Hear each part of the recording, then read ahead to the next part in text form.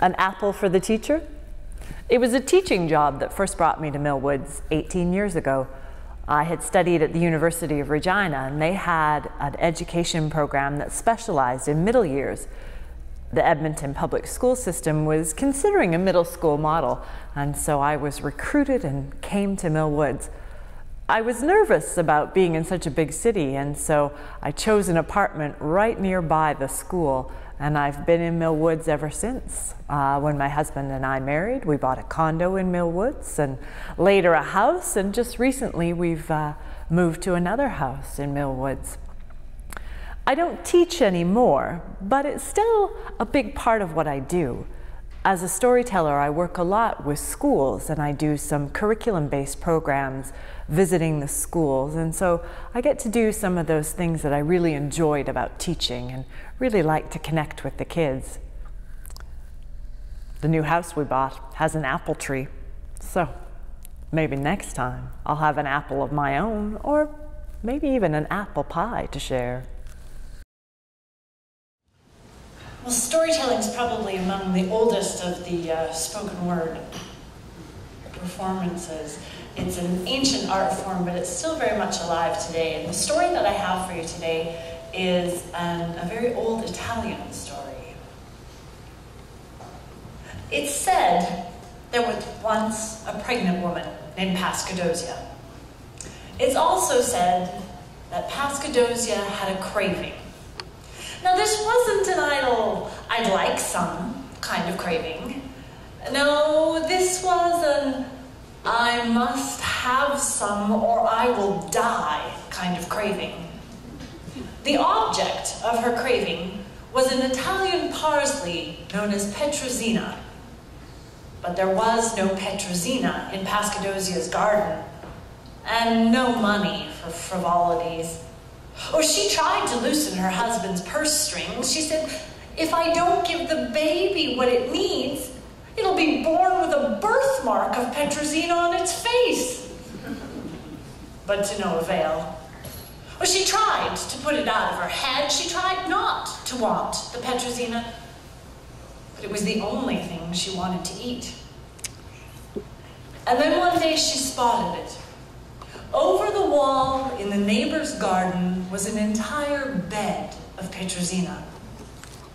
But Pascadosia's neighbor wasn't the kind of woman you could ask to share her parsley.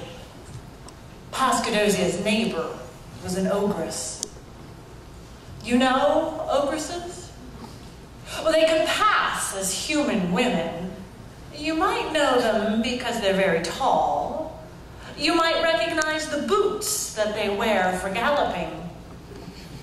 You weren't just checking my shoes, were you? Well, the difference, other than the height and the boots, is that an ogress has very powerful magic.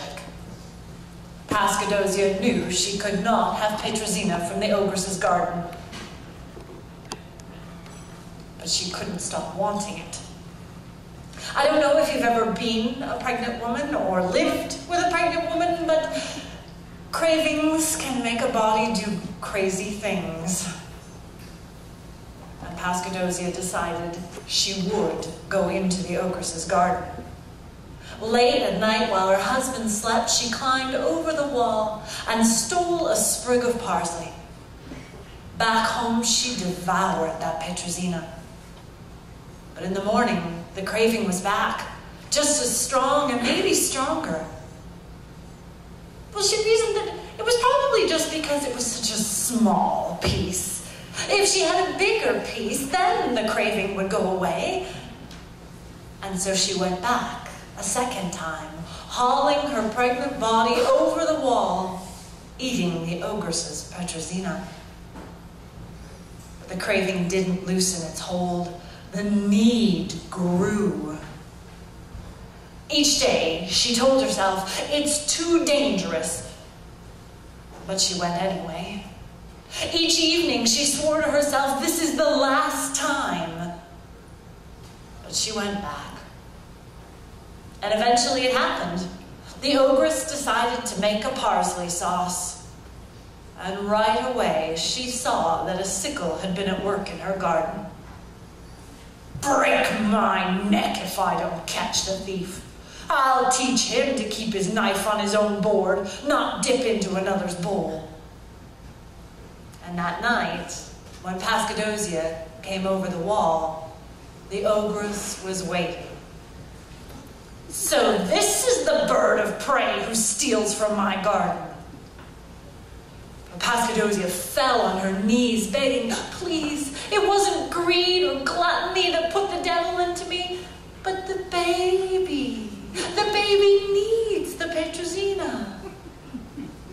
Pray, do you pay the rent on this garden that you take from its wares?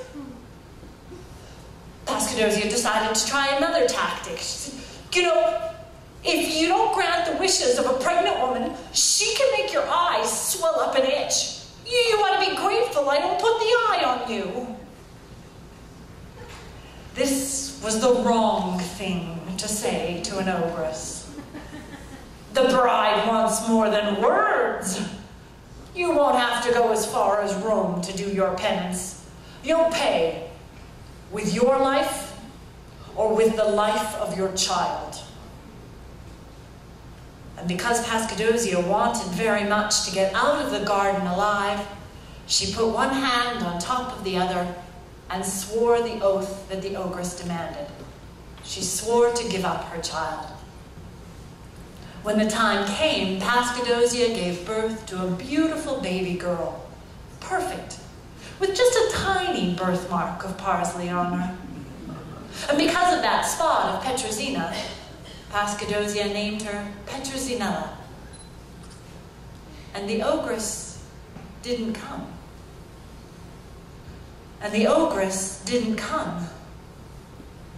And the ogress didn't come. Little Petrosinella grew more lovely each day. And when she reached the age of 7, her mother sent her to a teacher for lessons. But as she came home, Petrosinella passed by the home of the ogress. And each day, the ogress called out to her, "Remind your mother of what she owes." And each day, little Petrosinella repeated this to her mother. And each day, Pascadosia grew more and more afraid, until finally, having no courage for further resistance, she cried, "Then tell her to take what she's owed." The next day, the little girl repeated her mother's words, and the ogress snatched her by the hair and flew off with her to a dark woods. A woods so dark the sun's horses do not pass there. They have no grazing rights in those shadowy pastures. In the middle of that dark woods, the ogress caused a tower to spring up. A tower with neither door nor staircase, only a small window at the top. And the ogress would pass through that window using Petrosinella's long hair, the way a ship's boy uses the ropes to climb the mast. She would go back and forth between the tower and the city of Naples. She brought back food, gowns, gossip, but it was a prison for Petrosinella. Many years passed, and one day while the ogress was away in Naples, Petrosinella spread her long hair out the tower window.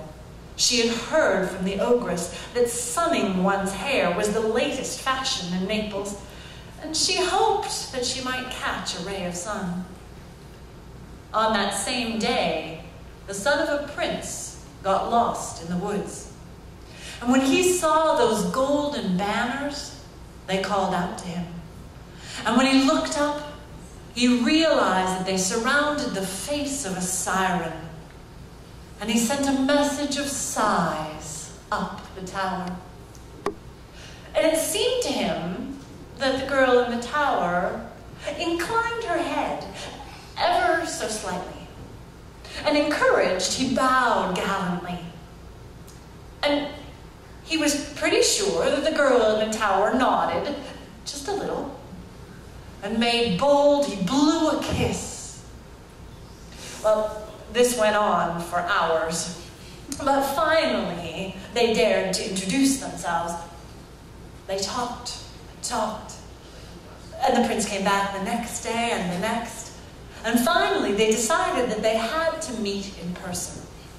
It would happen at night, when the night spreads her robes against the sky to air them and keep them from the moth.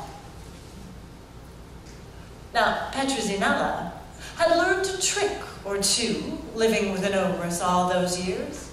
And so on the appointed night, she put a bit of poppy into the ogress's meal to help her sleep.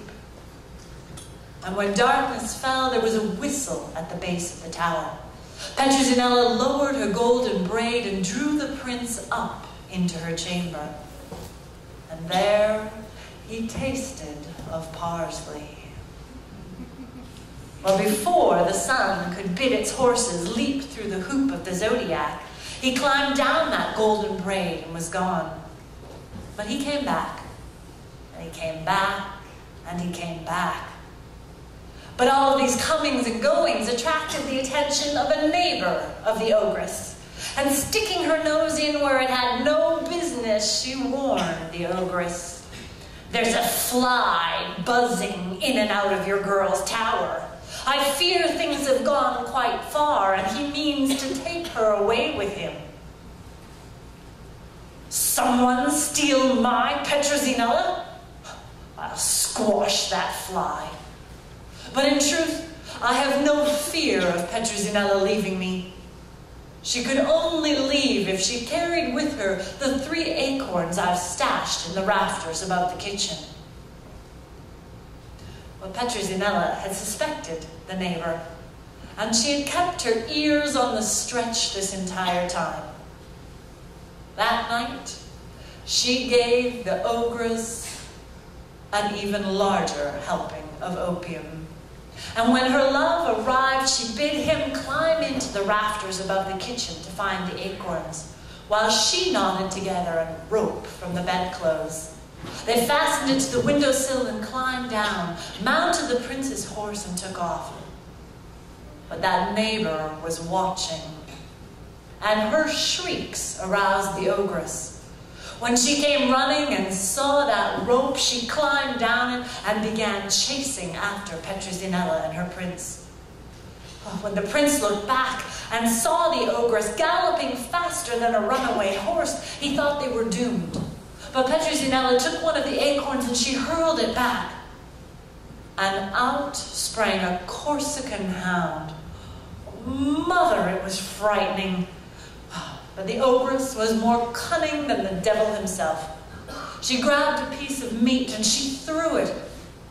And the hound lowered his tail and chased the meat instead of her. She charged toward the couple who were fleeing, and Petruzinella grabbed that next acorn and hurled it back. This time, out came a lion, tail lashing the ground, jaws open 2 feet wide. When the ogress saw that, she turned and ran. But she found an ass grazing in the field, and she tore its skin off and threw it on over herself, and she charged toward that lion. When the beast saw this apparition coming towards it, it turned and ran, and is probably running still. But the ogress didn't stop to take off her disguise. She charged toward the couple, and Petruzinella threw back that last acorn, and out came a hungry wolf. The wolf saw what it took to be a donkey running towards it, and it swallowed the ogress down, donkey's skin and all. And Petruzinella and her prince, well, they were free to travel on to Naples at a leisurely pace. And when they arrived, the prince's father gave his permission for the 2 to wed. And there they discovered that 1 hour safe in port can make a sailor forget 100 years of stormy seas.